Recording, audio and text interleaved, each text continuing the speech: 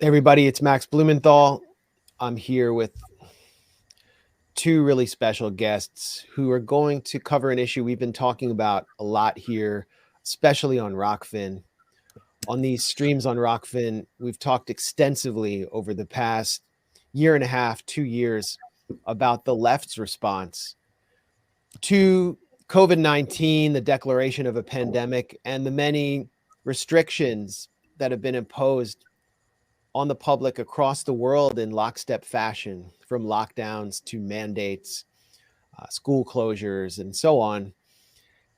And one guest who I've had hosted in the past to discuss his book, The COVID Consensus, which I found to be one of the most compelling book-length critiques of the lockstep COVID response, particularly the UK's COVID response, is historian Toby Green. Toby Green is returned today along with Thomas Fazi, a writer and journalist, to discuss the second edition of this book, which I think is an even more pointed critique of the lockstep COVID response and specifically the response of the left. So as I mentioned, Thomas Fazi is a writer and journalist. Toby Green is a historian, and he's a member of the steering committee of Collateral Global, which is an essential media outlet website that hosts symposiums and conducts journalistic surveys of the impact of the pandemic response on the global poor, which is, something I would have thought the left, the internationalist left, would have been more interested in, but unfortunately, they're an outlier. So welcome, Toby and Thomas. Good to see you both. Hi, Max. We're also going to talk today about Thomas's Unherd Debate on Ukraine, which is something we also cover here a lot. And I think the two issues, we'll talk about how the two issues connect. But let's first talk about your book, the COVID Consensus. The full title is The Global Assault on Democracy and the Poor, a critique from the left. Why did you think it was necessary to do this book after already publishing one which really laid out the foundations of the pandemic and the failed response and how it devastated people from Western Europe to sub-Saharan Africa? Well, thanks, Max. Yeah, I mean, I suppose that's a question for me because the first edition, came out. Well, the first edition went to press February 2021. So, less than a year after the lockdowns began, before the rollout of vaccines beyond the elderly and the vulnerable. So it went to press at really quite an early stage in the entire pandemic process. One of the things we look at in the book is how, in fact, as became clear through 2021, the lockdowns and the vaccines were always connected. And in fact, if we'd been listening in 2020, that would have been clearer. But that entire aspect of the book of the pandemic was not present in the first edition. And of course, the consequences in terms of the political consequences, the fundamental economic consequences, the questions of, for example, inflation and the impacts that's had on people around the world in rich and poor countries.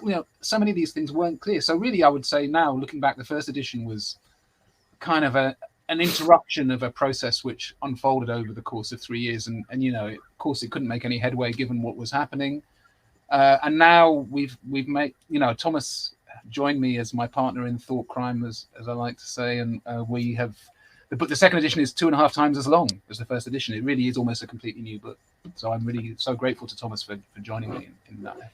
Yeah, Thomas, I followed your work primarily on the politics of Western Europe and Italy. You published some searing accounts of the Green Pass policy in Draghi's Italy. What was your contribution to this book? Why did you step in on this project? Well, me and Toby met thanks to the first edition of the book. I initially contacted Toby because I was hoping to get the book translated in Italian. This was maybe mid 2021 or something like that. And just like you, Max, I was just blown away by Toby's book and by his account of the effects of lockdowns. I think at the time it really was completely unprecedented analysis of lockdowns, and it really was such an eye opener for me. And so anyway, the Italian edition didn't come about for a number of reasons, but on the upside, a wonderful friendship and professional relationship was born thanks to that book, in the sense that me and Toby started talking, and we realized we had so much in common. Our perspective on what was happening was very similar insofar as we both come from the left, but we were both as profoundly estranged from the mainstream. Not just the mainstream left, in fact, the radical left as well, its approach to the reaction to the pandemic. And that led us to write a first article together in Unherd called "The Left's COVID Failure," which had which engendered really an amazing response. We got so many emails from people thanking us for that article, or people that would consider themselves be on the left, who had been too afraid to speak out because of the sensorial atmosphere that we all experienced during the pandemic, but so many people wrote to us saying that they identified with what we wrote in that article, and in fact it helped them realize that they weren't alone in seeing things that way. And I think that kind of spurred us. I mean, it sort of gave us a push. It made us realize that maybe we were onto something. There was a need for a different critique of the pandemic, one that was rooted in kind of a traditional left-wing, even socialist critique of capitalist dynamics. I mean, I think that's what gives this book sort of something new, an edge over other critiques of COVID, which have tended to come from a more kind of, I'll say right wing for simplicity, but we even though we use the left in the book, I think we all realize that these terms have kind of have different meanings depending on the context. But I think most of the critiques have come from a so-called kind of right wing libertarian perspective, and so we wanted to sort of bring a more traditional anti-neoliberal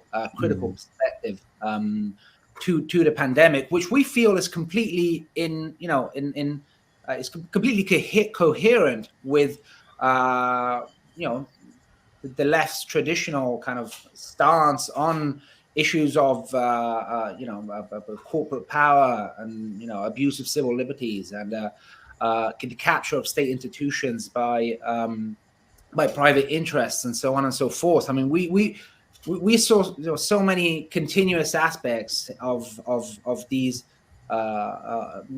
lines of traditional left critique in our critique of the pandemic. In fact, what was surprising was that so many people, couldn't make that connection.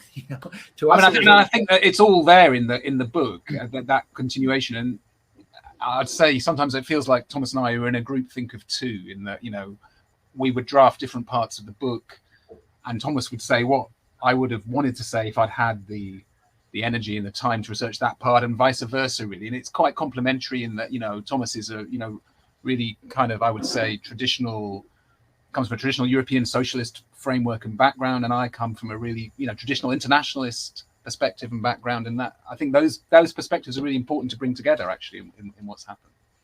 Absolutely. Well, the critique of the pandemic, the critical critique, did generally come from what we associate with the right and the anti-statist traditions of the libertarian right. But there was a critique to be had about how actually the way that the pandemic was handled, how the COVID consensus developed so quickly in this lockstep fashion, and then the impact of it on the global poor actually eroded state foundations and eroded the state's ability to mitigate the impact of the market on the most vulnerable people. And I think that's what this book does. And so, Toby, you have said that the left that you knew, that you come from, is no longer internationalist. Yeah, I mean, that's what do you mean by that? Yeah, I mean, that's the only conclusion that you can possibly draw from the fact that, as you said, collateral global, we've been documenting all around the world, the most extraordinary abuses which have been taken place in the name of public health over the last 3 years. 4.5 million school children in Uganda alone out of education, many put into early child marriage, huge increases in domestic abuse of all kinds. Children in Philippines and Angola. Philippines, they weren't out of the house for 19 months. What does that mean in a country with an authoritarian president such as Duterte? Angola, it was 7 months. And also,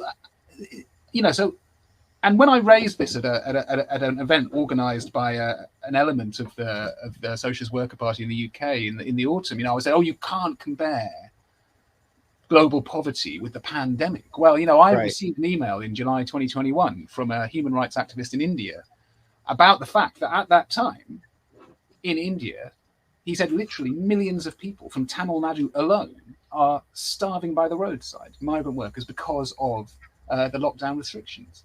Now, this was a direct consequence, and the organised left in the West simply seems to have had absolutely no concern at all for what this has meant. The collapse of the Africa Rising narrative, as I wrote in an article in Unherd, so that now Africa is, back to the narrative of the early 2000s, debt-ridden continent, which have a huge impact on future public health. All of these questions not present in the main any kind of organized left-wing framework that I've seen in the West. Maybe I'll be missing it, but so the only conclusion I can draw is that it is no longer internationalist. Yeah, let me go ahead, Thomas, if you wanted to jump in. No, I mean, I would just add, in reference to what you were saying earlier. I mean, my perspective, in fact, has always been. I come from sort of what I would define a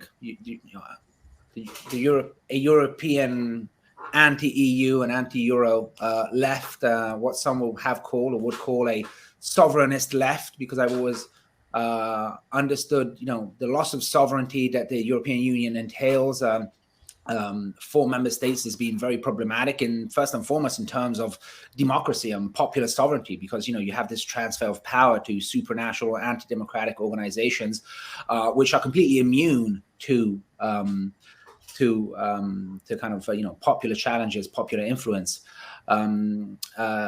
and they're completely insulated from any form of democratic process. And so I've always, in fact, spoken in favor of a need to re-empower nation states vis-a-vis this kind of decades-long process of erosion of national sovereignty that we've seen, especially in the European context, but more generally, I would say at the global level, at the Western level, and so I brought that perspective to to my understanding of what was happening during the pandemic, which is why I would take a different view from the traditional kind of anti-statist critique coming from the right. I think there are two aspects to that, and one is, of course, that yes, I mean, the state has become to a large extent an enemy of the people today, but from an anti-neoliberal perspective, we would see that as a result of the state having been captured by very powerful private interests. And so this is not a problem that has to do with the state, per se, but it's rather with the capture of state apparatuses that has happened, over the, especially during the neoliberal era. So that's one aspect. And so that doesn't mean turning one's back on the state. That would be like, people turning their backs on the state after the totalitarian experiences of the 20th century. What people realized was that, the state had to be recaptured and re-democratized, not that we had to just, throw away the state and embrace a kind of free market utopia. So I think that's one aspect. And the other aspect ties into what I was saying earlier, that in fact, the problem here isn't, it's also that so much power and sovereignty has in fact shifted from the national to the supranational level. And so that's very problematic. I mean, it's problematic in the context of the EU, but as we've discovered over the course of the past 3 years, it's also incredibly problematic in terms of public health. So we've witnessed also a kind of supranationalization of public health, and this is also quite a years-long process. And I think, the response to that should also be to, again, kind of, re-empower nation states vis-a-vis these anti-democratic, global and globalist in institutions, because history has proven that the nation state is the only vehicle through which democracy has actually to some extent been realized. And I think I think that's one of the important lessons to take away from the pandemic, to realize that not to transform the state in an enemy per se, but rather to see how this is a result of a profound transformation in the nature of the state that has happened, especially in the West, but more in general globally over the past, I would say, especially 20, 30 years. Yeah, I think looking back, we can look at the countries that were attacked, the states that were attacked at the dawn of the pandemic for not following WHO, World Health Organization, dictates and marching orders. For example, Tanzania, Nicaragua, Sweden. These happen to be the states that had some of the best outcomes for their populations, particularly the young, the poor, the working parts of their populations. I got to do I got to conduct an interview with Nicaragua's version of Anthony Fauci, who actually is kind of the anti-Fauci, Sonia Castro, and she pointed out that lockdowns not only were not implemented because it would have destroyed not only the base of the Sandinista party, the urban poor and the rural campesino, but it would have violated UNICEF advice on children at school closures, would have been immensely damaging to children. And they've had fine outcomes, and they have not experienced the same death rates as Western industrial nations. So I think that really bolsters, Thomas, your point of view about the importance of sovereignty. And let me just read an excerpt from your book, The COVID Consensus, about how while each nation should have had its own individualized response to meet the needs of the unique needs of their populations, instead, the lockstep response witnessed uniform devastation of the poor and working class across national borders. Supermarket and warehouse operatives in the West who were unable to do their jobs remotely and were forced to carry on working in cramped conditions and take risks regardless. Single parents in poor accommodations suddenly unable to cope with rents as debt spiraled. Women and children living in abusive situations compounded by the new layers of stress. Children with hyper-anxious parents who prevented them from socializing or exercising outdoors. Yeah, I see that a lot around here in DC. I still see it. Mozambican parents whose children were starving, Chilean, Colombian, and Peruvian children whose futures were taken away from them as schooling ceased for a year. So, Toby, talk more about the impact across national borders on working populations of the lockdown policy, and why, and I'd like both of you to weigh in on why you think the left, which proclaims to be most concerned about these populations, was so supportive of lockdowns. Well, the impact, I think that the national question is really interesting. And actually, coming back to the first point you made there, Max, about comparing Nicaragua, Tanzania. Actually, we didn't put this in the book, but I had spoken to an old friend who actually published some work of mine in the past, a publisher in Tanzania, Walter Bagoya, about almost a year ago. And one of the things I hadn't realized about John Magufuli, who was the Tanzanian president who didn't implement the lockdowns, is that one of his principal concern prior to COVID-19 had been the Tanzanian healthcare system, rather like the Nicaraguan case, in fact. He had invested a lot of personal capital, but also had really reformed the Tanzanian healthcare system and improved it. Yeah. And I think that this is actually a really important point that, in fact, it was the countries which had, in low and middle income countries which had done that, which, first of all, had their own views, and because they had developed their own policies around this and weren't simply respondent to supranational organizations. I think that's really important. And then in terms of the broader question you asked about what was the impact of this, I think and why were the lockdowns so harmful in low and middle income countries? I think this is to do with the economic framework of those countries. In Africa, for example, the International Labour Organization estimates 85% of the population work in informal sector. Yeah. And I interviewed a Nigerian colleague for the book, Olutayo Adeshina, who said, who's actually written the foreword for the Nigerian edition, which we publish fairly soon, who said that in Nigeria, everybody said, well, this is a policy which can work in our context for 3 days. Okay, so this was the World Health Organization's policy for every country where new cases were found, and it was a policy which could work in those contexts for 3 days before causing. And why is that? Because informal economies depend on movement fundamentally. They depend on people moving around, bringing goods to market, or bringing, if they have access to transport, bringing things from further afield, and it depends on movement. If you stop movement, then you absolutely take a sledgehammer to that economy. And they also, of course, in those contexts, people do not have savings to fall back on. There was no effect. There were various poverty relief schemes, but they generally were ineffective and often didn't reach the people they were supposed to be reaching. And so you basically take away the entire safety net, and you take away, and that's why the series of films I've been working on with Collateral Global, Daily Life in Post-Pandemic Senegal, show graphically that 3 years later those economies have not recovered. That's the reality, and there's a debt crisis in Africa because of the pandemic response, which means that there will not be the kind of state-led action which can do the work that Magufuli have done in Tanzania will not be able to take place because of that debt framework, which will simply lead to a further round of what some are calling structural adjustment 2.0, fire sale of assets at low prices, and further impoverishment of the vast swathe of the world's population. And that's just why did the left support that? I think a lot of it has to do with greater distance, remoteness of many parts of the Western left from arenas of production. We talk about this in the book. The reality of closed industrial plants, supply chains being broken don't make sense when you do most of your work in a virtual environment.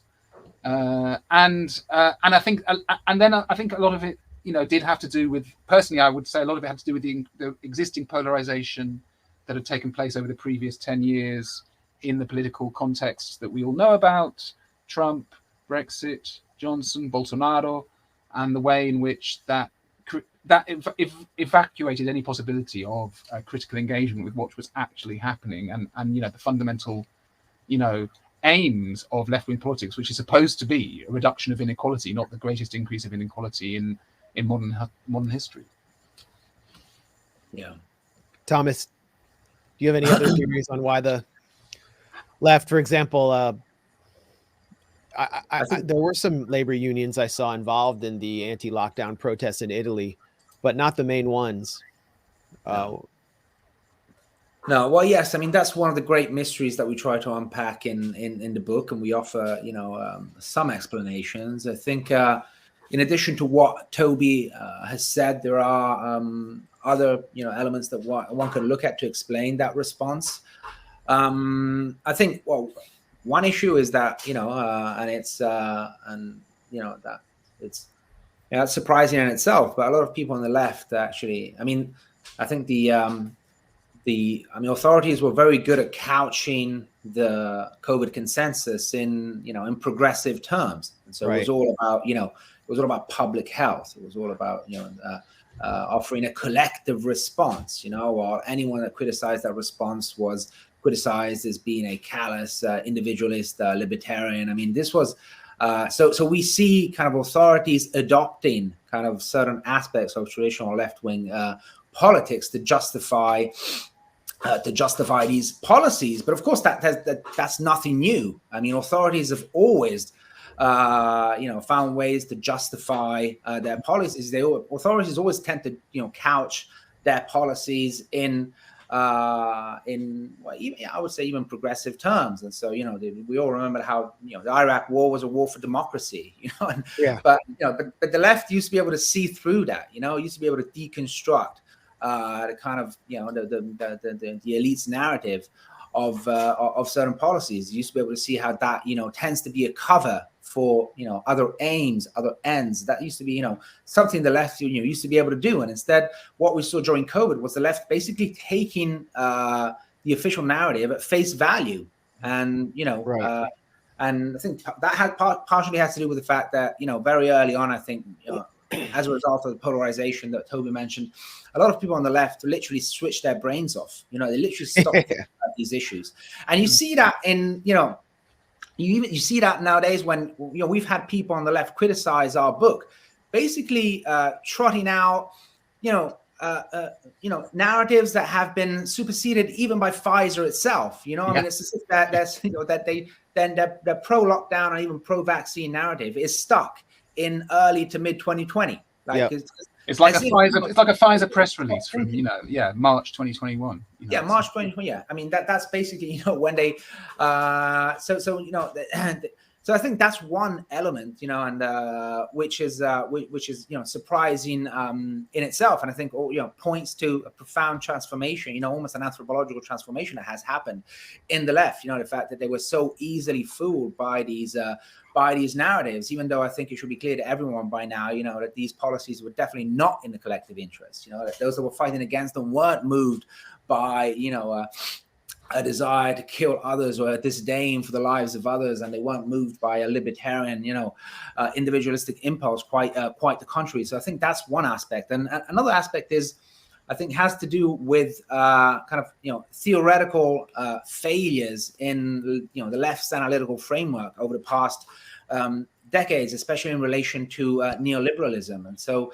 I think there is this understanding in the left that neoliberalism has entailed a disappearing of the state, a withering away of the state in favor of the market. And instead, I think that neoliberalism, as I was saying earlier, has entailed a capture of the state by corporate interests. And that's very different. The state hasn't disappeared under neoliberalism. And I think, we also saw that in the post 9/11 response. I mean, we've seen states becoming increasingly authoritarian, increasingly even interventionist. It's just that they're intervening, in favor of certain interests in society, not in favor. They're not even acting as a middle ground between labor and capital interests anymore. They're simply a vehicle for the interests of big capital, and that's a. But I think this flawed understanding of the role of the state under neoliberalism by the left led them then to see this kind of rekindle of state interventionism under COVID as something intrinsically positive. So, of course, if you think that the state has been withering away over the past decades, suddenly you see the state, taking central stage, centrally managing the economy, going as far as taking extreme measures in, the reorganization of society.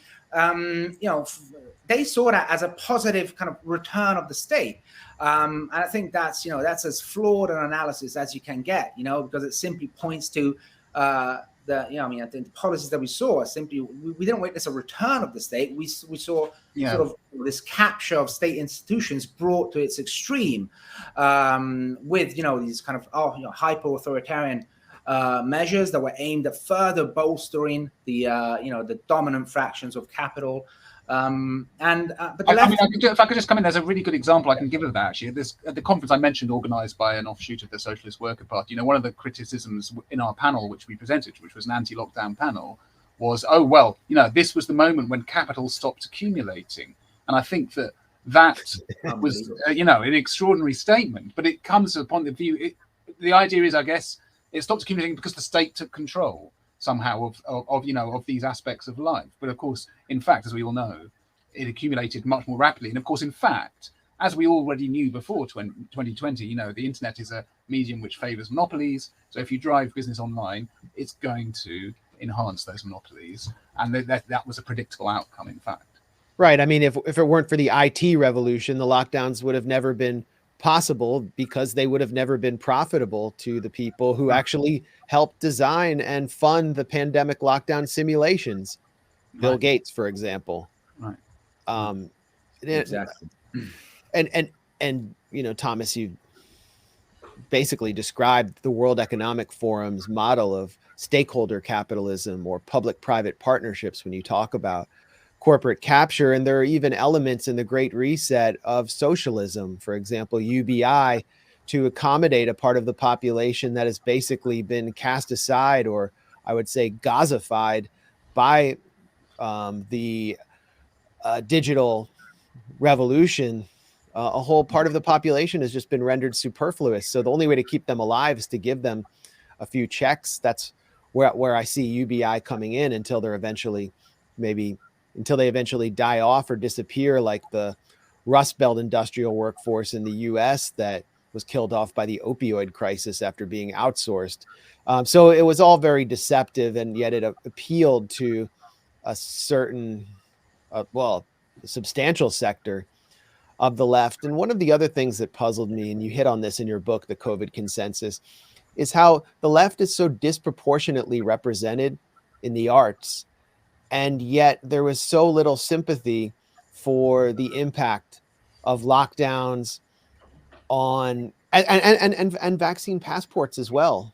So many people I know who were young, including women of childbearing age, in order to participate in book festivals or to participate in arts festivals, were told that they not only had to be fully vaccinated, but boosted. And these young women would tell me, well, we now know that this vaccine wasn't sufficiently tested on women of childbearing age. Every woman I know who's taken it, many of them have got their menstrual cycles radically changed. And the research is beginning to show that it does have an impact. So it affected them too, but they were afraid to speak out because they'd lose their friends.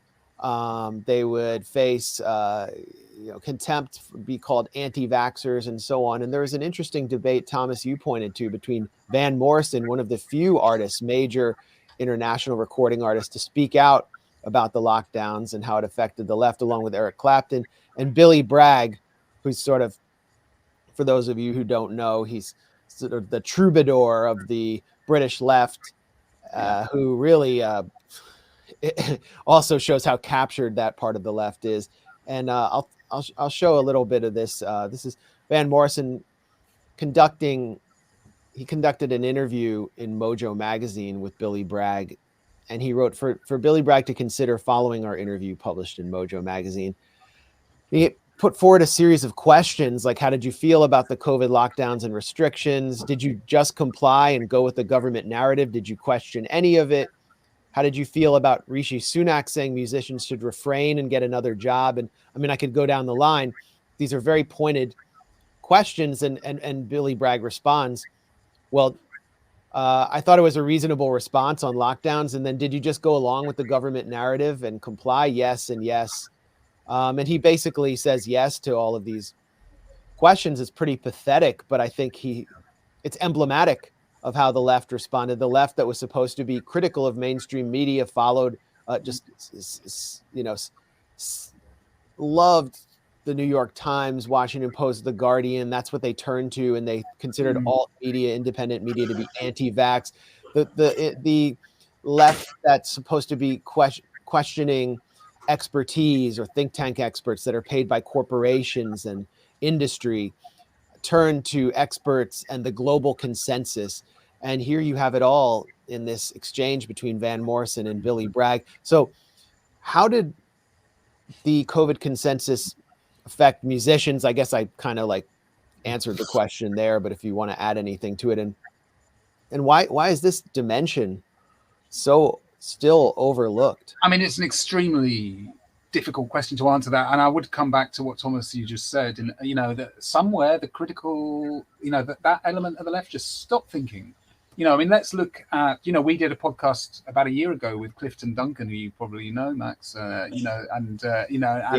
successful actor in New York, a successful African-American actor in New York whose career has been destroyed by, vaccine passports. And then, of course, there's the history of vaccination and its relationship to racism. And it's quite incredible that the left thought it was fine to support these policies. That the ACLU thought there was no problem with vaccine passports, given the history of Tuskegee. But we could go further. Oral polio vaccines were subject to enormous trials in what was then colonial Belgian Congo, now Democratic Republic of Congo, Burundi, and Rwanda in the late 1950s. Millions of children, were effectively guinea pigs for these. There's a huge relationship between colonialism and the history of modern medicine. And so for the left to completely ignore all of that and think there's no problem of discrimination when it comes to vaccines and vaccine passports, is the most radical abdication of its intellectual responsibilities than I can imagine, frankly. Yeah, I mean, I think the most astonishing, exchange between Morrison and Bragg, I think, is question number 12, where Morrison asks, "Do you think everyone should have just complied with the pandemic restrictions and enforcements?" To which Bragg answers quite simply, "Yes." And I think that's really an astonishing response, and I think it has to be. I think it also has to be understood in terms of what has become, I would say, almost an ingrained kind of fear or disdain of the masses on behalf of the mainstream left. And I think we already had more than an inkling of this, during the so-called the kind of populist uprising in the second half of the 2010s that we witnessed across the West, Brexit, Trump, of course, and also, several kind of, even Europe had several kind of, so-called quote unquote populist governments come to power.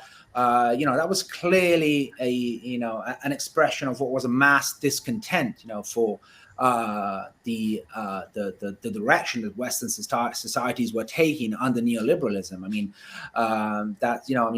My previous book, was called Reclaiming the State, and it was an attempt to kind of, frame that populist uprising in a different, in a different light. I saw that as a demand for greater democracy, for people wanting to have a greater say in the collective affairs of their countries. But that's not how most of the left saw those movements, those phenomena. Instead they were seen as nationalist, intrinsically fascist, intrinsically racist phenomena.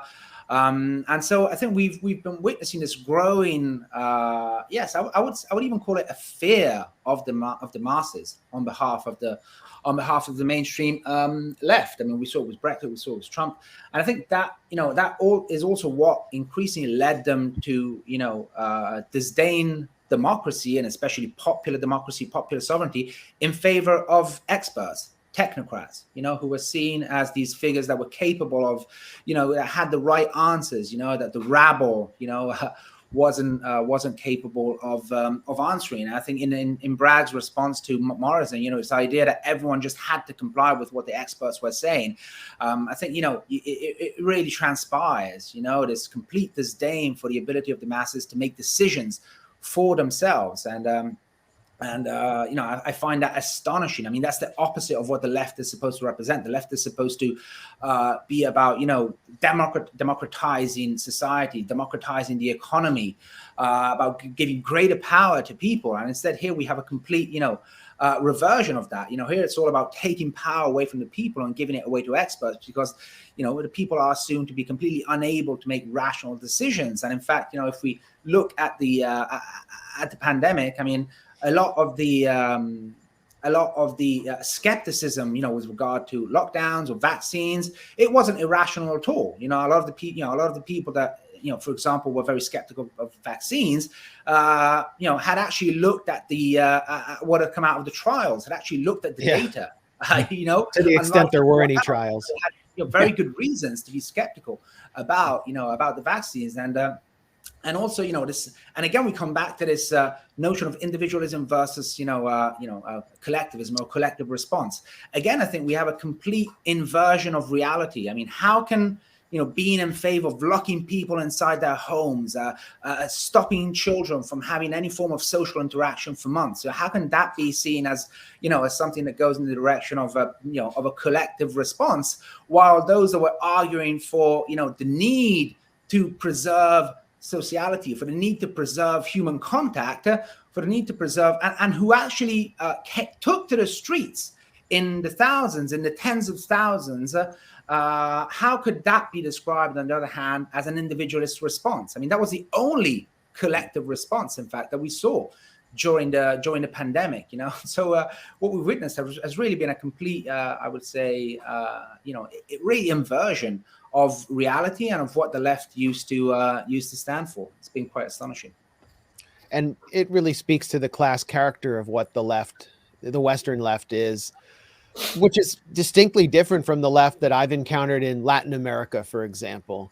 The left is concerned with credentialism in the West because the left's base of power in the U.S., at least, and Europe and particularly in the U.S., where it's lost its base among labor unions, is the campus.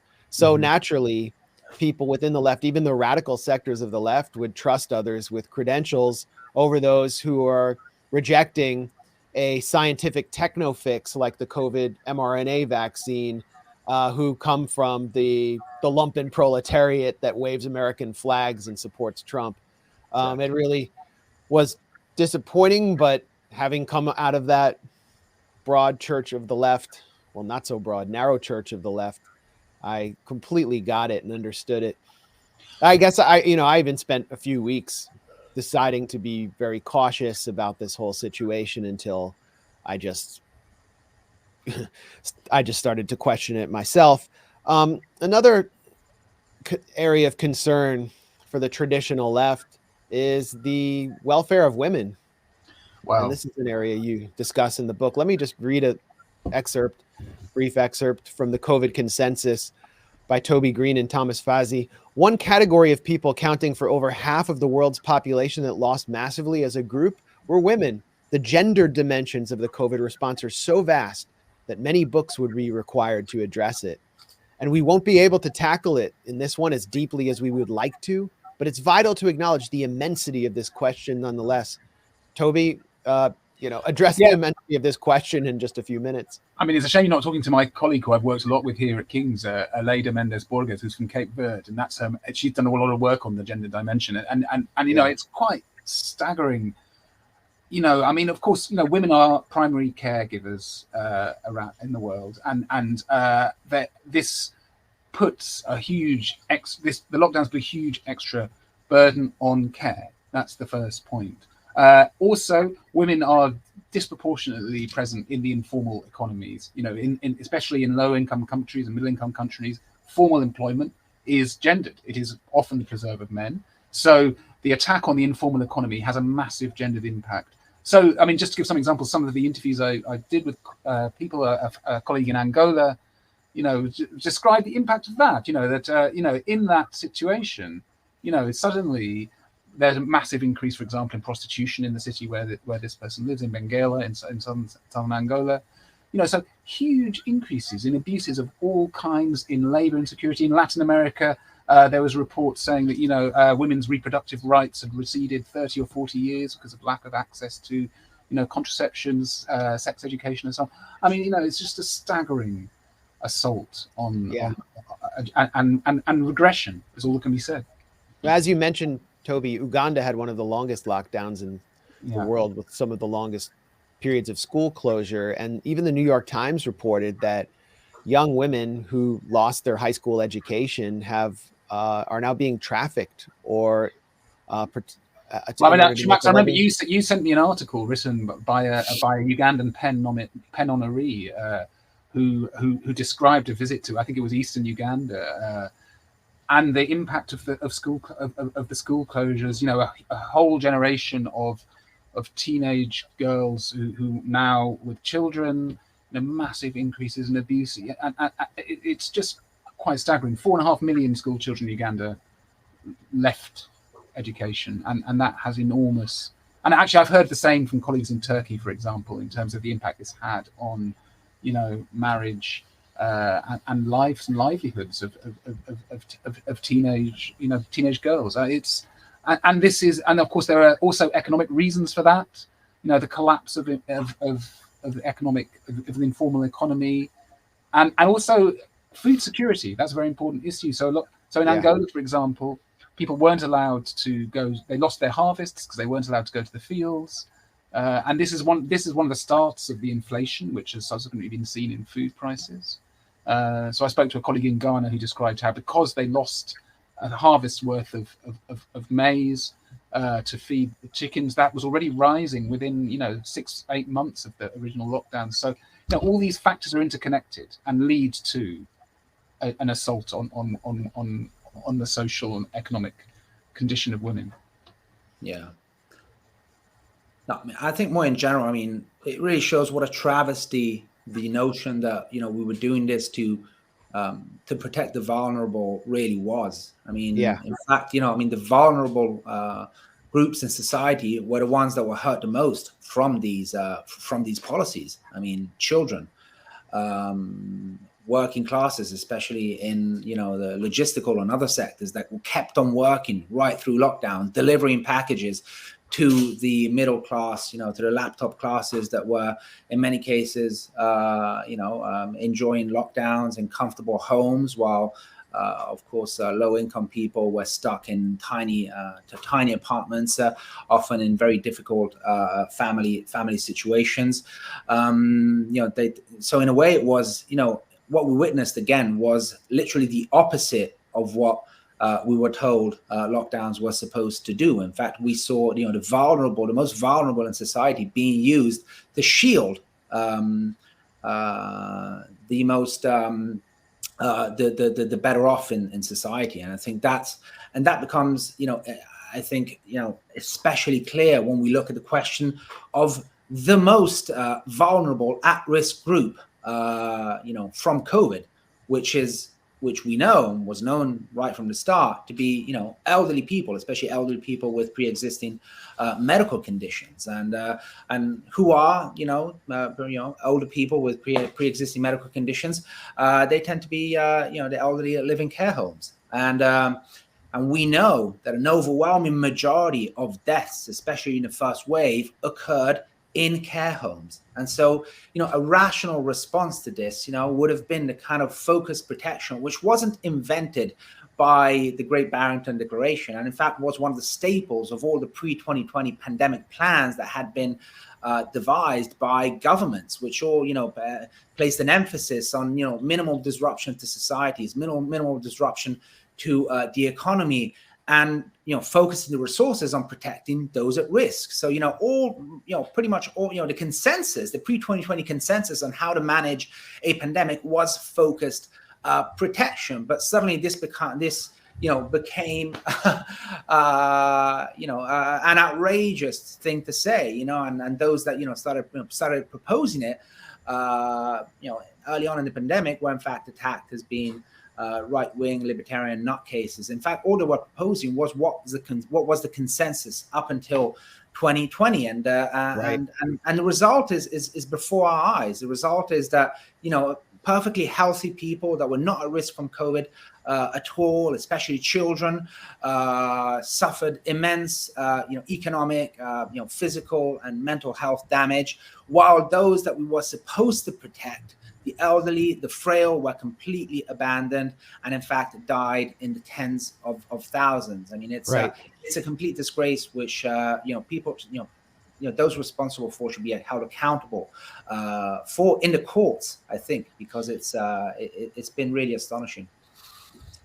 Well, in New York State, Andrew Cuomo was held accountable, but for some Me Too allegations and not for the mass death of the elderly as he moved sick people into elderly care homes. That's how accountability takes place in our culture. Then we have the issue of freedom, civil liberties. This is something the left always traditionally espoused. It's one of the things that drew me into the left was opposition to mass surveillance, just, belief in that part of the Constitution that enables me to do my work as well. And it's so funny, that we were speaking out about this dimension and getting called libertarian, and the left, which was following mainstream media, by the left that was following mainstream media. And now, finally, we're seeing all of these files and these reports basically restating what we've been saying for over a year or 2 years. Here's Associated Press. Police seize on COVID-19 tech to expand global surveillance. Oh, thank you for acknowledging. Sounds like a conspiracy theory. Yeah. I mean, it's showing the Israelis are using all the track and trace technology in the intro to track Palestinians in Jerusalem. I mean, shocker that the Israelis would do that. what he didn't know, and they're talking about a Palestinian in Jerusalem's Old City, was that the feared internal security agency, the Shin Bet, was using mass surveillance technology mobilized for coronavirus contact tracing against Israeli residents and citizens for purposes entirely unrelated to COVID-19. Oh my God, there was mission creep. Everything we said came true. And then you have like the Telegraph has the Matt Hancock files. I mean, it's all coming out now that it's all over. Before you know it, in 2028, we'll have the Zelensky files. Maybe someone will conduct a critical interview. Yeah, I mean, the problem with the Hancock files for me is that, Hancock seems to me, he's an easy fool guy. Yeah. Oh, it was Hancock's fault. He didn't follow the advice. Let's lay it at his door. He's out of government now, so nobody has to carry the can, and there's a much more systemic issue there. And as, Thomas, your article today in Compact is kind of touching on the issues that Max has raised there, is about how, there's a broader framework of surveillance. And the Snowden affair showed that had been going on for a long time. And yet, particularly the laptop class, that element of the mainstream left just went along with it, downloaded the app, continued to be, observed and monitored. And then suddenly along comes COVID-19, and suddenly you're becoming a good person. You're getting an ethical brownie point by downloading the app and being monitored, being traced, doing your part of your social duty. And I think that's a really important part of how that narrative was created, that suddenly the things that we were all doing became, ethical bonuses, and if you didn't do it, you were bad. And that's how, the surveillance state has been moralized in the last 3 years.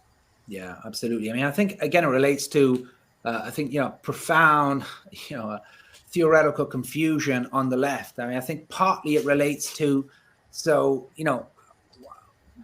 left has, criticized for a long time the individualist tendencies promoted by neoliberalism.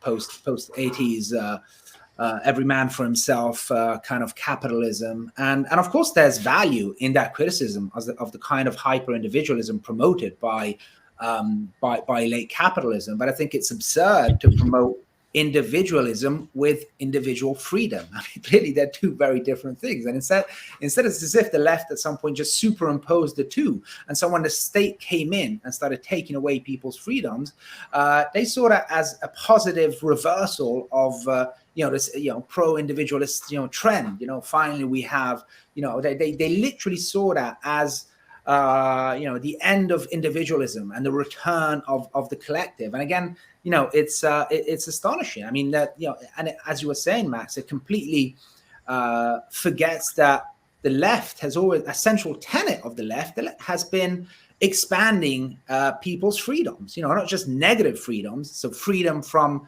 oppression, from inequality, from bad pay, right. from insecurity, on different levels, and also positive freedoms, the freedom to be able to shape society, to have a collective say in society. So, freedom has been a tenet of left and even socialist politics for so on. And, let's, take feminist politics, the whole notion of my body, my choice. That went all down a drain with vaccines all of a sudden. And so again, we see this complete reversal of what, historically the left has stood for. And again, yes, you're right, Toby. I think, this isn't just something that happened overnight. I mean, there's a long history of kind of pandemic preparedness thinking in elite circles, where, it was openly discussed, and it has been for more than a decade, how, a health crisis could provide the opportunity for rolling back civil liberties, for rolling back freedoms. I mean, the imposition of a state of emergency as a way of controlling unrest, controlling societies. And let's not forget that, all of this happens on the heel of that, late 2010s populist uprising that I just mentioned. I mean, that was a period of great global unrest. We saw levels of industrial unrest, of, anti-government demonstrations, riots, strikes. They all went through the roof, in a period following the 2008 crisis. And then, again, they pick up again in the second half of the 2010s with the various phenomena that I mentioned earlier. And so, there was open discussion in elite circles, of the way of how, a pandemic might have provided a cover for implementing certain measures. Now, that this doesn't necessarily mean that it was all planned or that they had, complete foreknowledge of what happened. What we do know is that, they've been planning for how to respond to a pandemic for a very long time.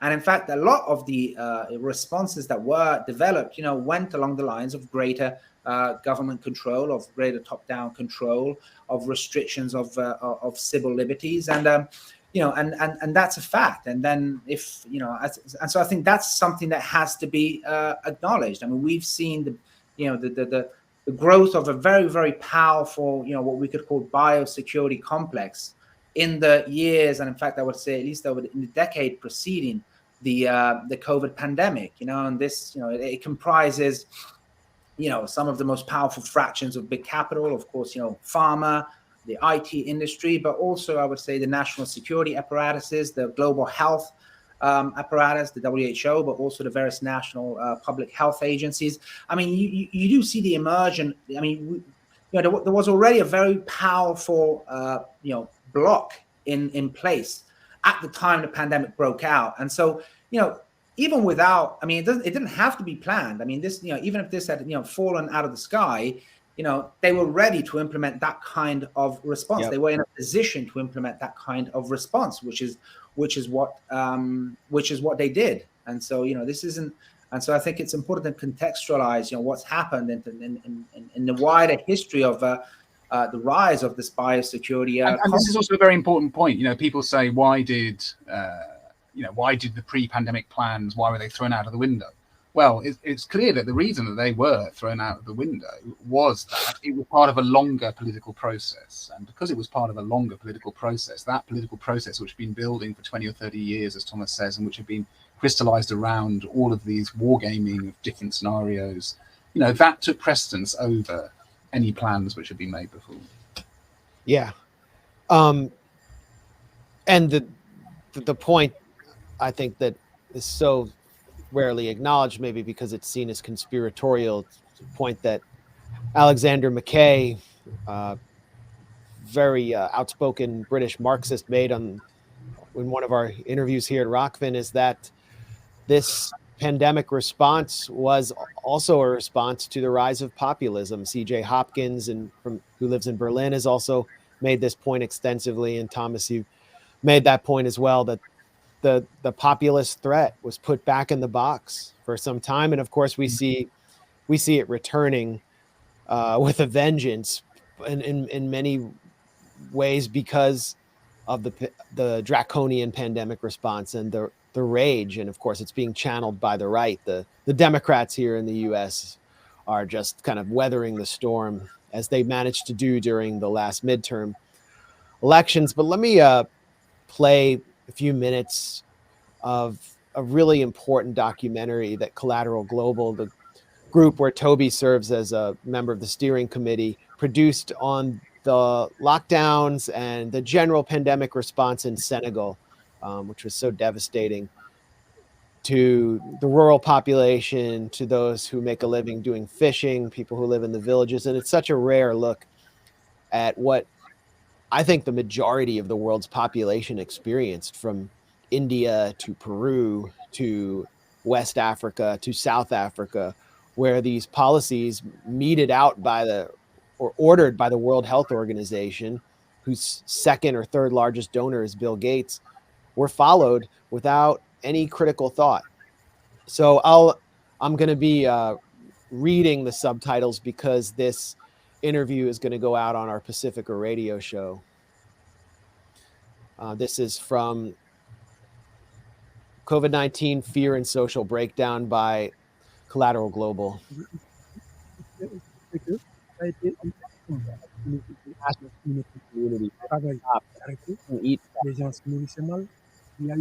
was virtually a universal lockdown, and although there was a bit of help here and there, this couldn't rebuild this confidence among people. This is a fisherman from Senegal speaking. So that a person could deal with their needs to move from one place to another. Everyone was stigmatized. Everyone had the finger pointed at them. Everyone was scared of everyone else. All this meant that social confidence having disappeared, there were no ways to escape. It was chaos. The economy suffered an enormous blow because when we speak of the economy, we're talking of coming and going, of moving around, the circulation of goods and people. When there's no circulation, when the goods don't arrive, when the population can't go and get them, this was a complete stop. No one knew where to put their head, so the final recourse was for those families who had members in the migrant diaspora.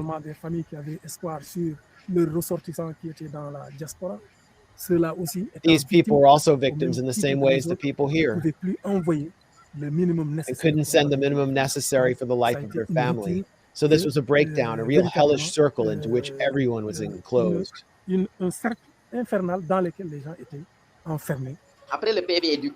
context of this reality became clear following the release of a December 22 report on corruption by ministers in Senegal's government who appropriated COVID funds for themselves. This led to a complete rupture, a lack of confidence in people towards the state, a great anger. Protests didn't take long to appear after the report was released. Let's look at the reaction of this young man, Boubacar Sané. He said COVID became a phenomenon, something which young people had no confidence in because there was a lot of bad people involved, referring to the government ministers. So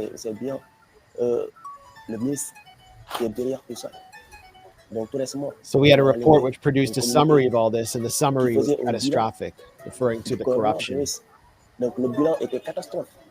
It was unbelievably catastrophic. There was an embezzlement of funds. They announced deaths from COVID with no evidence. There are people who are dead, they announced. It was not the virus which killed them. They overcharged state funds for medicine, vaccination with expired doses, all orchestrated by the Minister of Health. And that's what is meant for young people truly to be scared to go get vaccinated. Because they sensed all that. They had other preoccupations. They needed to look after their families, to look after their daily needs.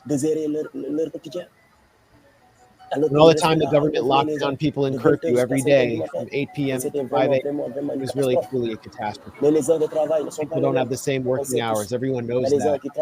Those who work by day, who work at night. For those who worked at night, it was really very difficult to cope, to deal with daily needs. How on earth to deal with that? People were obliged to go out anyway. The uniformed forces of order who are out there to follow and defend the instructions of the minister. And then if someone died during this period, it was impossible to bury them.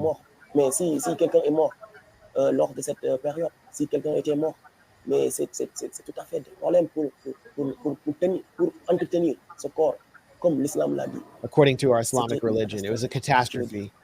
We all knew COVID was real. Everyone knew that. But we had no option but to follow the instructions, but to follow them in our own way. That was how it was.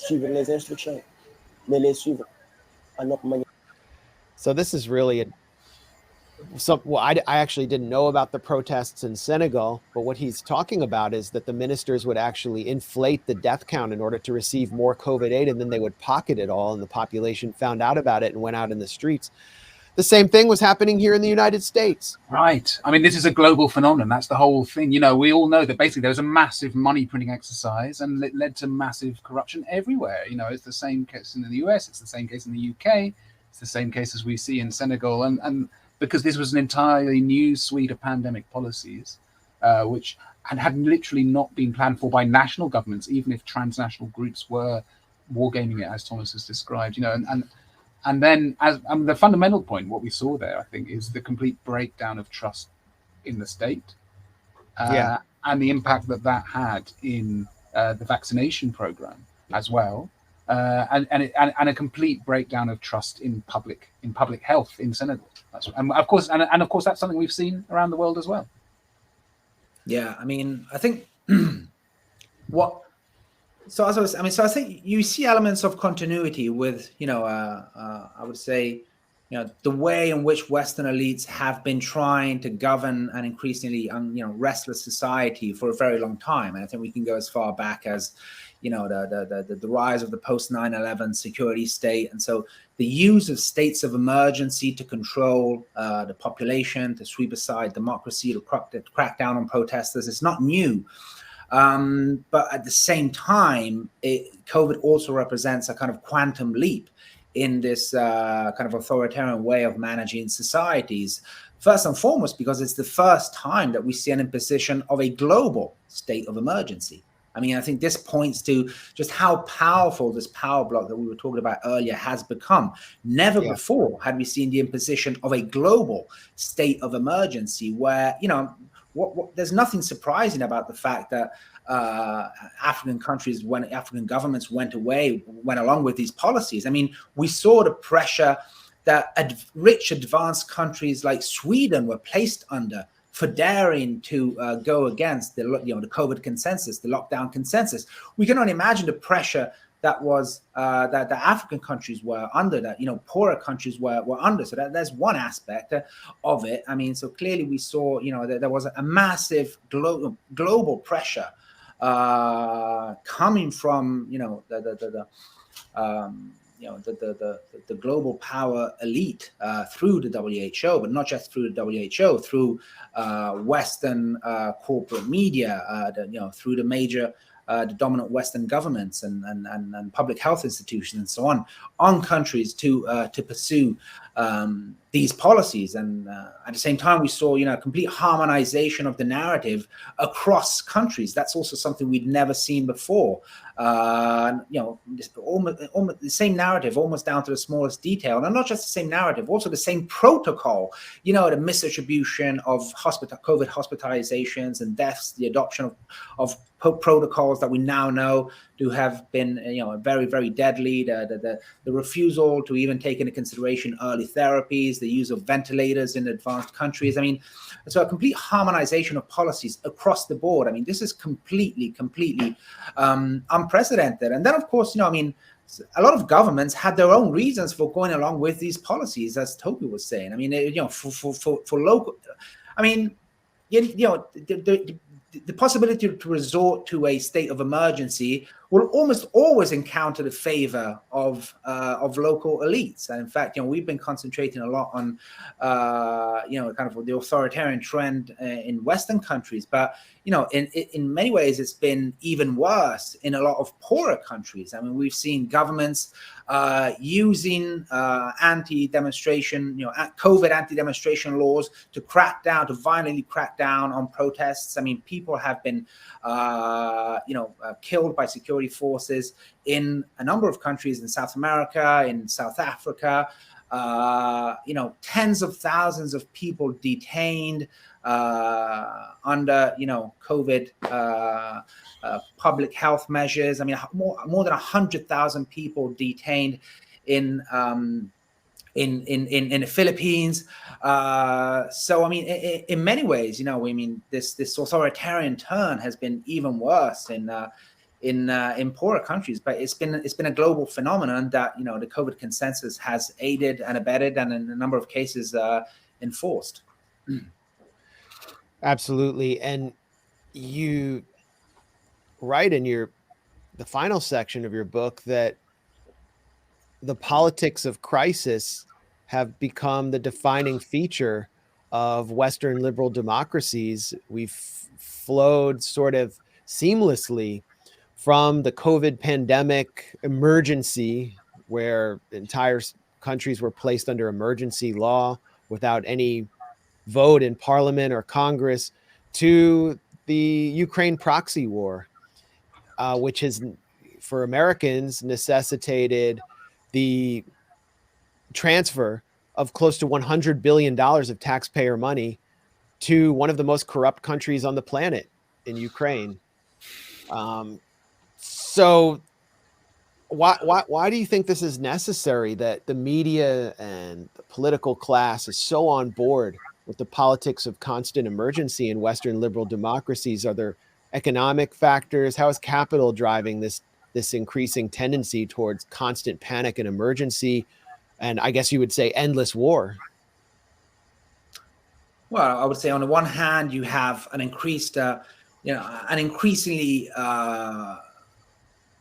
unequal oligarchic economy where, more and more wealth and more power is concentrated in fewer and fewer hands. This is, as a result of 3 decades of neoliberalism. I mean, this this has allowed private capital to acquire power that it's never had before in history. And of course, there's and this in turn translates into the need for increasing authoritarian policies to respond to people's natural reaction to the growing impoverishment and growing inequality that we witness in our societies. And so the notion that this was also a way to respond to growing restlessness, especially post 2008, I think there's a lot of validity in that. So on the one hand, you have this an economic system that is not able to produce any form of material consensus. On the one hand, that has to increasingly rely on authoritarian measures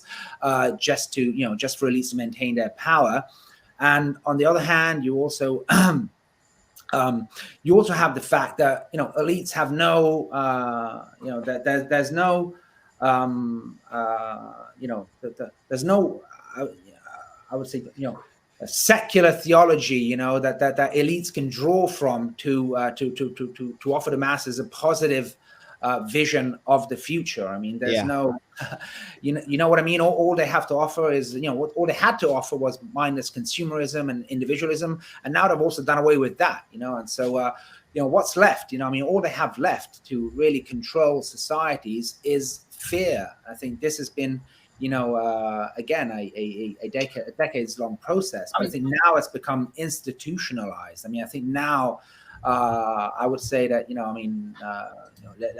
democracies have been really hollowed out to such an extent that I don't know if I would even call Western societies democracies anymore. It's really become a sham. In that respect, I think COVID was also revealing insofar as it showed just how easily all the rules and the checks and balances and the laws and the constitutions and the separation of powers, all the things we put in place in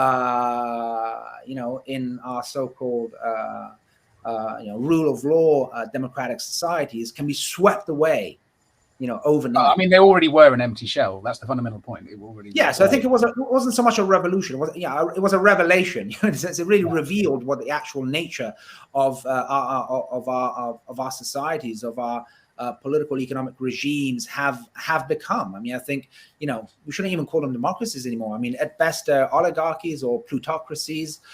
Some have called them cosmocracies. So relating to the rise of this new cosmocratic class, a kind of a capitalist class that has global power, immense global power for on a level that it's never had before. And so I think. So I just know what's next. Especially for Western, quote unquote. What I'd just add to that, I think there's an economic explanation as well, which perhaps is important here. Is that we've seen, as we said, a massive transfer of wealth, massive accumulation of capital, in fact, among the world's billionaires and in Wall Street.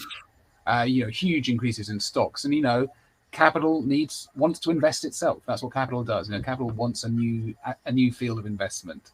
And I think that is an important element. We know there was a massive increase in investment in the defense sector, offense sector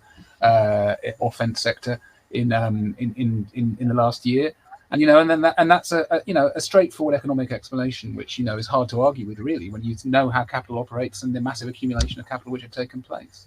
Yeah, and I think the birth of a complex creates a demand, and again, I think this was quite obvious on the left in relation to the military-industrial complex. When you have a very powerful complex whose survival and whose growth depends on war, that creates a demand for war, and it's not and the left understood that also entailed these very powerful sectors in society pushing for constant war, for perennial. I think also, economically, there's the history of, the Great Depression in the 30s.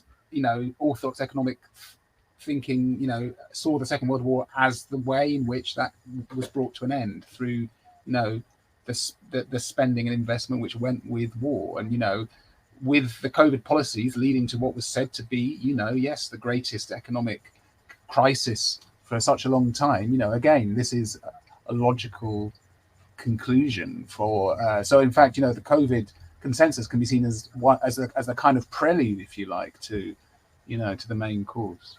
Absolutely, and back when he was able to speak before he had been silenced by the Western security state, Julian Assange, back in 2012, said that the 2 decades long war in Afghanistan, which was being surged at that time, was primarily an effort to wash money through a foreign country back into the hands of the contractors who really comprise the bulk of what we call the military industrial complex here in Washington, D.C. Those contractors supply such a disproportionate amount of jobs to the middle and upper class here in Washington. They've helped drive the gentrification of this city, which is the most gentrified city in America. I saw it happen after Afghanistan and Iraq were launched. The city just instantly transformed. And so we have that happening again with Ukraine. And we also saw that with this massive transfer of wealth into big tech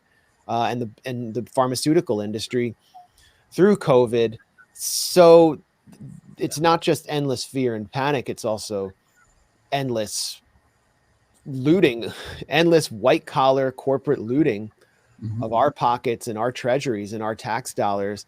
And Thomas, I kind of wanted to close with a portion of your opening statement at the recent Unherd debate you conducted, or you participated in, on the, I guess it was the nay side, that this war was some just great war, the Ukraine proxy war, because I think it ties together to the discussion really nicely in how you frame the words versus the actions of those who are cheerleading for this war and actually planning it. It's very similar to those who conceived the pandemic response and said that they were in favor of public health and their opponents were selfish people who were going to get everyone killed, when the ultimate effect was that they presided over mass social destruction.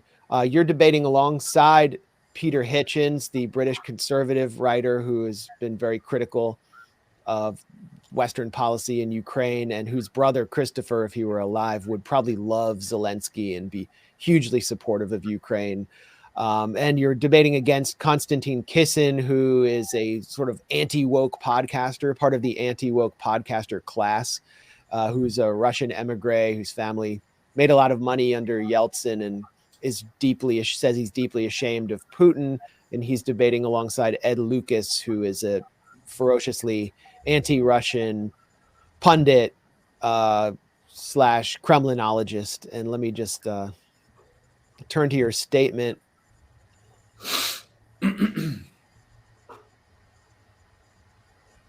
Without volume. Ukraine and continuing the war, designated or described as pro-Ukraine, while those that are in favor of de-escalation and a diplomatic solution to conflict are described as enemies of Ukraine and pro-Putin. I reject this simplistic Hollywood-esque narrative because it would mean believing that the US and NATO only have the best interest of Ukraine and the Ukrainians at heart, that they're only there to defend freedom and democracy against Russian authoritarianism. It would mean believing that the US has been fanning the flames of war and meddling in Ukrainian affairs for more than a decade, including contributing to the violent overthrow of the country's democratically elected president in 2014, which plunged the country into an 8-year-long bloody civil war only because it had the best interest of Ukraine at heart. It would mean believing that the US and NATO subsequently sabotaged every attempt to reach a peace agreement to that civil war, as they themselves have admitted, only because they had the best interest, the best long-term interest of Ukraine at heart. It would mean that they stoked anti-Russian nationalism in Ukraine and supported extremist neo-Nazi groups and poured weapons in, and were pouring weapons in well before 2022 because they had the best interest of Ukraine at heart. It would mean that over the past year, they have continued to sabotage any attempt by third countries to broker a peace deal, for example, Turkey, Israel, and have instead pushed for continuous escalation because they had the best interest of Ukraine at heart. And that today they say that the war must go on for as long as it takes, possibly years, as Biden said, only because they have the best interest of Ukraine at heart. And while I don't believe that for a second, I think it's complete hogwash. I think they don't give a damn about Ukraine and the Ukrainians. I think they've been using Ukraine as pawns in their geopolitical schemes before the conflict, and they're using them now as cannon fodder in their proxy war against Russia.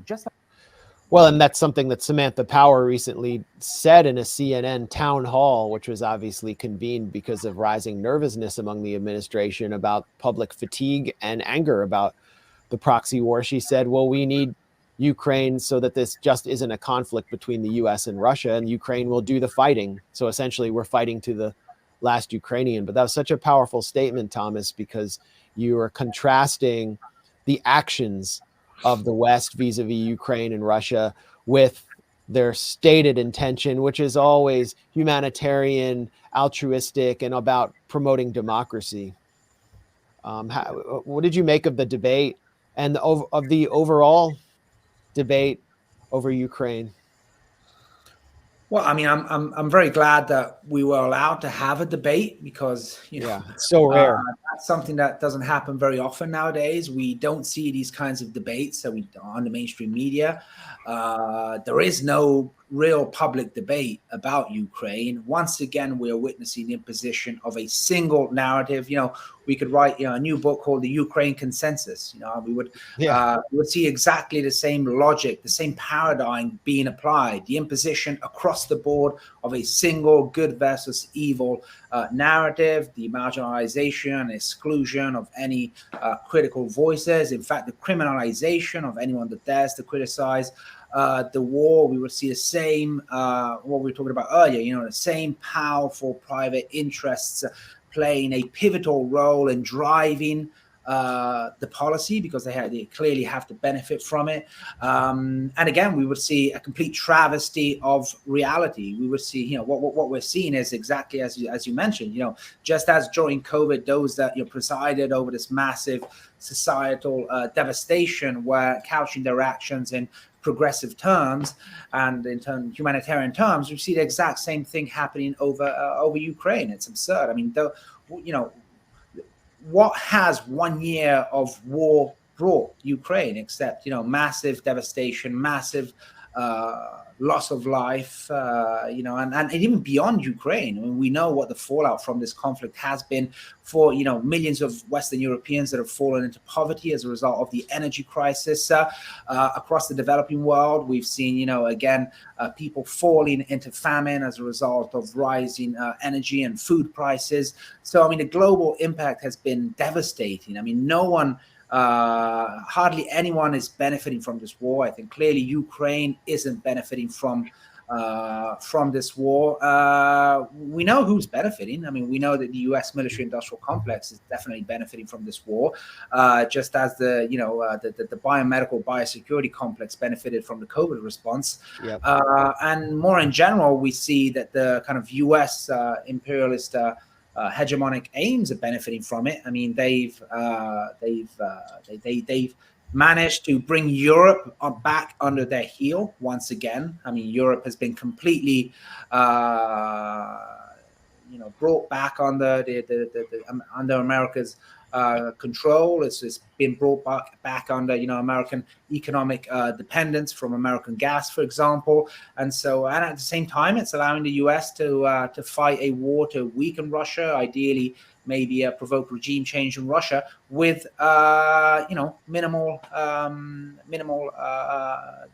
loss to itself, and in fact mostly benefits. And in this sense, I really think that they are using Ukraine as the terrain for clearly for what is clearly a proxy war against an attempt by Russia and other countries, China in the first place, to push through a reorganization of the world order. I think that's what the U.S. the U.S. establishment is fighting against, and I think that's ultimately what the Ukraine war is about. It's about attempting to stop any attempt at the emergence of a new multipolar, more cooperative order. And what scares me is that I think there are sectors of the U.S. establishment that will stop at nothing to prevent that from happening.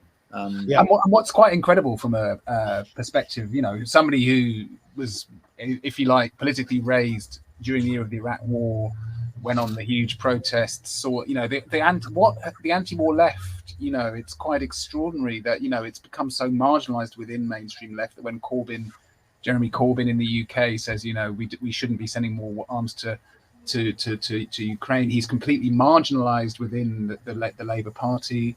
And it's also incredible because the left, which was one of the was the most opposed to the Iraq War, saw it as an act of imperialism, and that was fought on the grounds of bringing freedom, bringing democracy to the Middle East. And so what has changed 20 years later, where those mainstream elements now think it's completely fine to, as Thomas said, bankrupt huge swathes of poorer people in rich and poor countries, and poor countries really bring huge levels of hunger because of the rising grain prices. What has changed which make people completely lose sight of any of those facets, let alone the economic and political aspects that Thomas has already mentioned?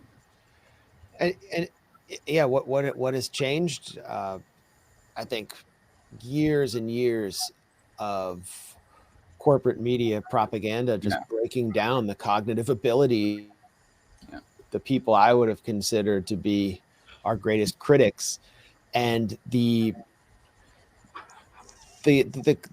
mentality that I think Thomas savagely critiqued in his opening statement of we mean well, which is articulated in foreign policy circles through R2P, responsibility to protect, humanitarian interventionism, or military humanism, which is the same as the sort of public health language that we heard during COVID. I mean, in each case, it's sort of intervening in the public, conducting some intervention in order to save everyone, and it winds up actually shattering entire societies. And Toby, I guess last question, you've been looking at this pandemic response as closely as anyone I know has, and you both warn of this politics of constant emergency, politics of crisis, and question how society can even be feasible under these conditions. What do you think the next emergency could be? Will it be a pandemic? What will come after the Ukraine proxy war finally outlives its usefulness to this transnational elite? Well, the good thing about being a historian, Max, as you introduced me, is that I deal with the past. So I'm not gonna wager on that. I think what I do think about what we've observed and what I've observed with the COVID response, and we observe now, is that what has happened is really the manifestation of something which was already there. This nature of the state, this nature of capital, this nature of authoritarian, neoliberal, empty shell democracy. That was all present, but it wasn't manifest, and it's like an appalling disease which suddenly surfaced in a symptom. We now have the symptom. It's clear. We can all observe it, analyze it, critique it. I'm not a doctor either, so I can't cure it. But I think the beginning is actually, I would say, coming back to what Thomas, you said, we've got to be able to have open discussions, like the Unherd Debate. And Thomas and I have, several times said to various people who criticized us in one way or another, let's have an open discussion. You can name the venue. We'll be happy to come along. And nobody's happy to do that, probably because they know that their arguments don't hold water, are completely useless. But anyway, we've got to be able to have, if open debate disappears, then there's no way of even articulating what the symptom is, let alone curing it. Absolutely. And that debate was very revealing of the other side's arguments, which were just reiterating boilerplate that we hear from the State Department or British Foreign Office about 2014. It just doesn't hold water against all evidence. But we're open to debate at the Grayzone. We just can't seem to find anyone to stand on the other side. We could easily find a venue here in Washington, D.C. Thomas, any predictions, any future emergencies? Look, I mean, there's no shortage of crises out there to be potentially exploited. In fact, now we're seeing the embrace by organizations like the World Economic Forum of notions such as the poly crisis. And so this notion that now, we have this, we're witnessing a kind of a fusing together of various kinds of global crises, energy crisis, environmental crisis, climate crisis, geopolitical crises into one massive poly crisis, and I think I'm sure there are well-meaning academics that come up with these terms and, think they have analytical value, but it's easy to see how they could be politically exploited. When you see an organization like the WEF embracing the notion of poly crisis, you can also, you can see, another dynamic at play as well. You can clearly see the ramping up of this notion of permanent crisis to the point that now, it's not even single crises. Now it's one massive poly crisis, and and that's not to say that those crises don't exist. Of course they're real. Of course we're facing an environmental crisis. Of course, our reliance on fossil fuels is problematic in many respects, but it's also, we have to be able to acknowledge the reality of these problems while at the same time being aware that, elites will stop at nothing in the way they exploit these problems to advance their own agenda, which has nothing to do with actually solving those problems. And so, it's easy to see, for example, how the climate crisis, could become, an umbrella crisis, which is used to push through a whole series of authoritarian measures, because here we're faced with, potentially an even bigger threat than COVID or than war. I mean, here we're dealing, with life on the planet itself, the survival of life on the planet itself, and so it's easy to see how that could become kind of a blanket excuse for all sorts of policies, because of course, if we're dealing with, saving life on the planet, we can't, we don't have time to engage in, things like, deliberative democracy and debate, there's no time, for this, as they keep repeating to us. That's Greta Thunberg's message, is we do not have time to think. This is an emergency. And she's obviously been put up to that. Well, you see how the left, I think in a lot of cases in a well-meaning manner, but they at the very at very least they indirectly clearly support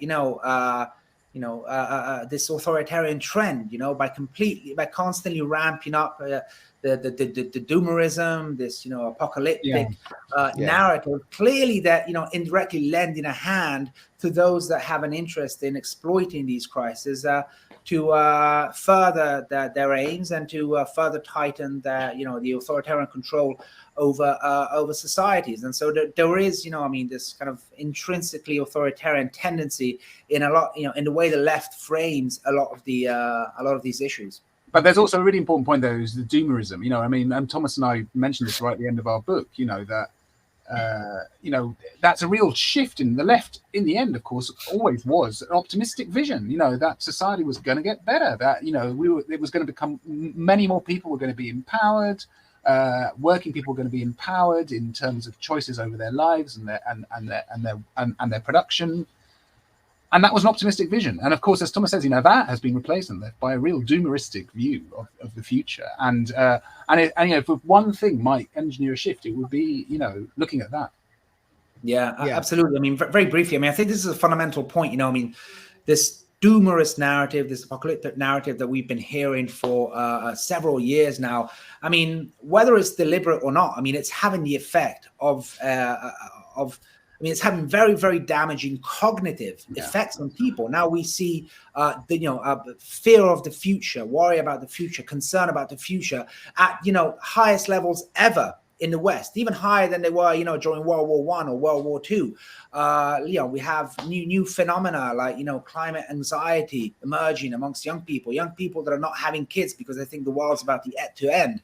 And so, in a way or another, this is no, clearly this is no platform on which to build anything positive. It's certainly not a platform on which you can build, try to rebuild societies and rebuild democracies. You're never going to be able to do that if people are sort of, plunged into a state of kind of mass depression, fueled by the idea that, everything's about to end. It's kind of, millenaristic end of times kind of narrative that we keep hearing. I think it's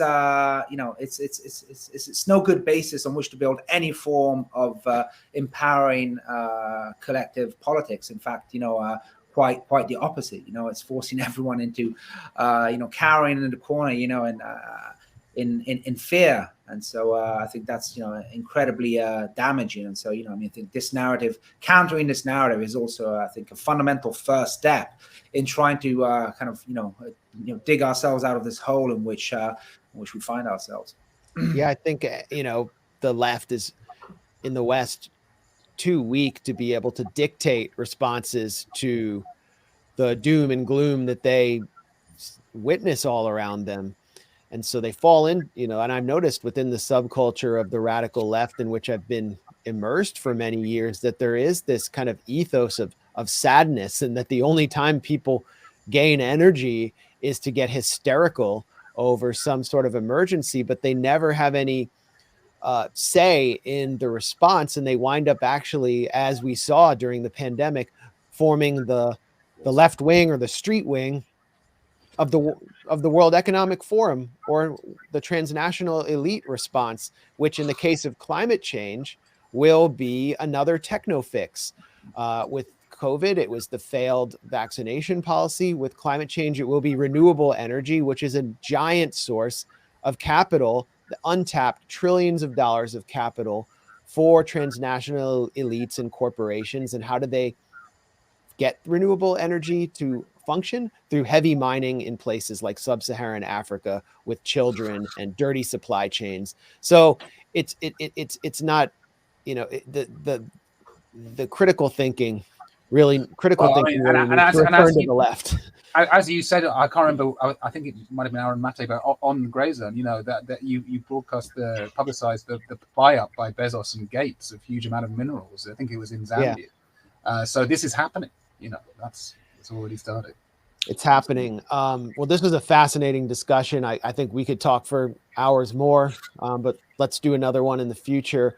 We've been talking with Toby Green and Thomas Fazi about their excellent, fairly new book, The COVID Consensus, and you can pretty much pick it up anywhere where you're online.